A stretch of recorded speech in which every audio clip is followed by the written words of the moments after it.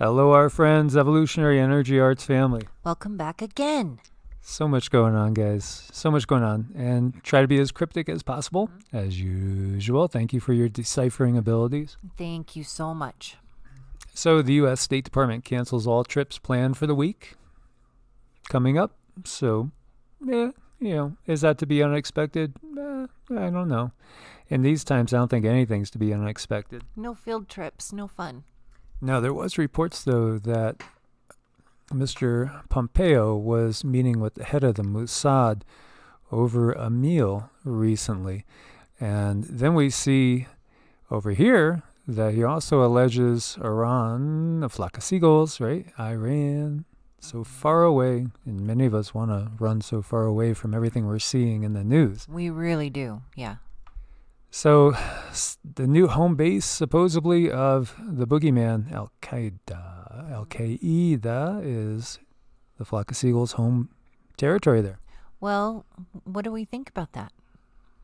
Well, many people think that this is all just about trying to start something before there is a switch. If there will be a switch, we shall see. But it's about getting something going that would interfere with a switch, is what many believe. And of course, nowadays, what those on the left believe is probably diametrically opposed to those on the right, and vice versa. That's really interesting. Yeah, we got to keep an eye on this. Mysterious aircraft pounds Turkish oil smugglers in Syria. U.S. supply convoys are blown up in Iraq. There's so much going on right now, and the situation in Iraq is not stable. Just on January 9th, 3 supply convoys of U.S.-led coalition became targets of IED attacks in the central and southern regions of the country. These attacks are a logical continuation of the ongoing standoff between the U.S., Israeli, and we could even say Saudi bloc, and the Iranian-led Axis of Resistance. Iranian-backed forces in Iraq conducted these attacks as part of their campaign to force the U.S. to withdraw its forces from the country. As we said, Syria's a mess. Iraq's a mess. There's so many different players involved in this right now, and this could explode at any time, any moment. There's so much ongoing right now, and this is also out of South Front. So when I saw this at first, I glanced and thought, that's one of our stealths. But no, it's actually a Russian stealth. And this is the S-70 Okhotnik. That's a good name for it, Okhotnik. That's a difficult name. Well, probably not if we were Russian. Right. But yeah, this is one of their stealths. And this is an unmanned combat aerial vehicle. One thing I have noticed is the last 2 years, there has been so many new different military equipment pieces put into play by both RUSSIA and CHINA. It's just been amazing what's been coming out. And supposedly their spending is combined is still like a quarter or a fifth of the U.S. spending. And you got to wonder, has our spending money just been siphoned off and sent to every other country around the globe? It probably has been. And I'm looking at these aircraft, and they're really gorgeous, actually. Yeah, but in a scary way. Yeah. They're very, very aerodynamic. You don't want to see one of these overhead. You won't be thinking, oh, that's gorgeous, no, as the big flash hits you. It's pretty on the picture. It's pretty on the picture. Super aerodynamic. Flying wings. It's very, very similar. A little bit different aspect ratio as far as the wings from ours. There's so much being thrown out there right now. And speaking of new equipment too, China has a VT-4. It's a new main battle tank that they are mostly selling abroad. And this is what we're talking about. We were talking about this morning. So there's this struggle over control over the places that are going to be productive for food. So, we have Nigeria here is actually the first place this is getting tested. And back in 2017, we reported that the United States was in over 90% of the countries of the world militarily. Our military was in 90% of the countries of the world. Now, we know we're not in Russia. We know we're not in Pakistan. We know we're not in China. We know we're not in North Korea. I mean, and we know we're not in Iran. So it doesn't take long to name the ones that we're not in. Everywhere else. We have been everywhere else. Now China is in more and more of these countries. Right. So on one hand, we're not in, countless we're in. And we have Iran introducing a new ship right here. It's a helicopter carrier and missile launching warship to its navy.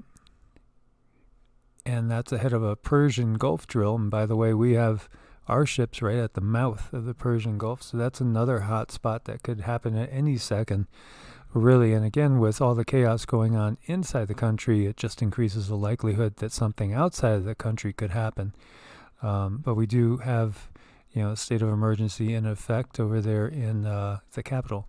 Well, they are moving their chess pieces into position. They are, and who really wants China's system? We certainly don't. No. I don't think there's hardly any Americans, perhaps maybe some of the ultra elite, that wouldn't mind it because they wouldn't be in the system. They would be above the system. You guys remember Steven Seagal, who's actually, I think he's a Russian citizen now. Every time I see photos of him, he's over in Russia. But he did a movie called Above the Law.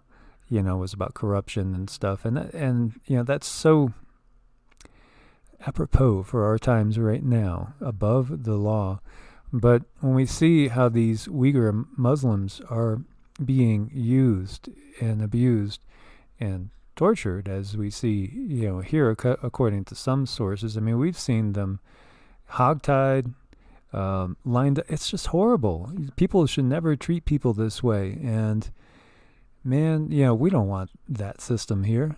No, and that really does something to a human being, too. When humans treat other humans in such a cruel, torturous way, that actually goes down generations. And I'm sure that they know this, too. Yep.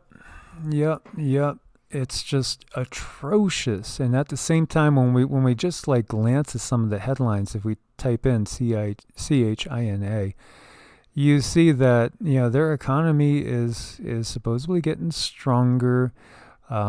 They are rebounding faster. They are spreading their influence in more places. This all goes back to 2005 and that statement again by, that military official that said that they wouldn't do a direct attack and they're not putting money into aircraft carriers and stuff like that. They're putting it into a certain type of research, which many people have said, well, maybe this is it. As number one has said many times, calling this the certain blank. Yeah. You guys get the picture. Do you guys remember Barbara Boxer? Mm-hmm. Do you remember her? She was a former senator from California. On the left side of the aisle. Well, yeah, she's now officially a registered agent of CHINA. Isn't that interesting as well? A lot of this stuff that we've wondered about is all coming out to be true, and the puppet masters at the very top have done a masterful job at moving all their pieces into play. Well, kudos to them, but that's really horrible.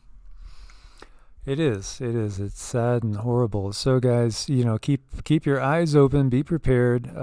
It's going to be an interesting countdown that we are in right now, as number one is right on the border.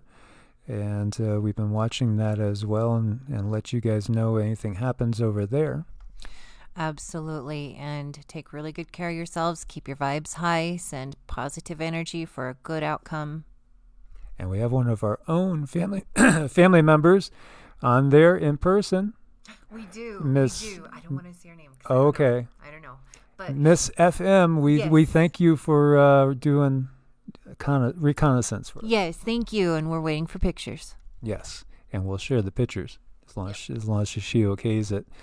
So, guys, thanks so much for being part of the family. Make sure you're subscribed, and thanks for your support on Ko-Fi and Patreon. As always, God bless and namaste. Namaste.